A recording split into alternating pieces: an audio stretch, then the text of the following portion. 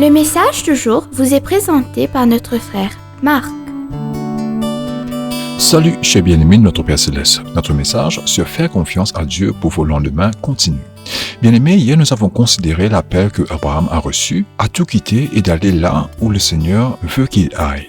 Très cher, le lieu où Dieu voulait conduire Abraham est un lieu où il veut conduire chaque membre du corps de Christ. En effet, Abraham est ce que les érudits bibliques appellent un homme modèle. Quelqu'un qui sert d'exemple sur la manière de marcher devant Dieu. Bien-aimés, l'exemple d'Abraham nous montre ce qui est exigé de tous ceux qui cherchent à plaire à Dieu.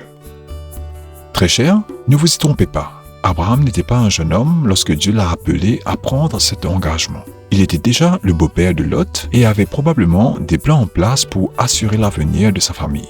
Il a donc dû se préoccuper de nombreuses considérations lorsqu'il a considéré l'appel de Dieu. Très cher, cela signifierait se séparer de sa famille, de ses parents et amis et devoir faire complètement confiance à Dieu pour subvenir à leurs besoins à tous. Pourtant, Abraham crut dans la parole du Seigneur et Dieu lui imputa à justice. À voir Genèse chapitre 15 verset 6.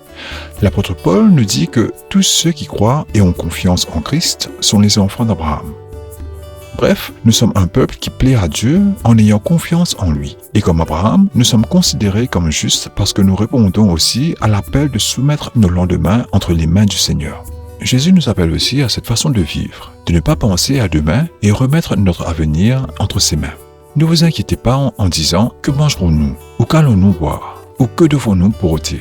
Les païens recherchent ces choses-là, car votre Père Céleste sait ce dont vous avez besoin. Mais cherchez d'abord le royaume de Dieu et sa justice, et toutes ces choses vous seront données par-dessus.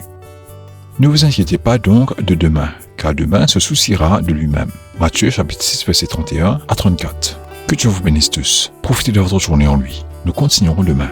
Au revoir. Si toi aussi tu crois que la parole de Dieu est une bénédiction, partage-la et sois une source de bénédiction pour les autres, toi aussi.